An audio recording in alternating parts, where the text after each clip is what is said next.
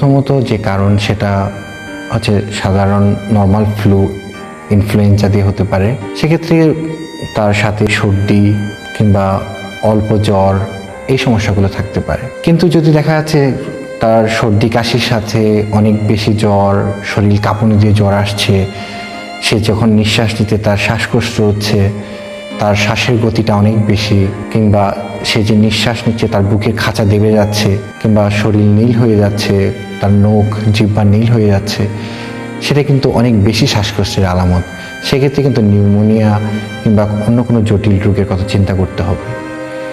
এছাড়াও বাচ্চাদের যাদের বয়স 2 বছরের কম, তাদের ক্ষেত্রে কাশির অন্যতম একটা কারণ হচ্ছে ব্রঙ্কিওলাইটিস।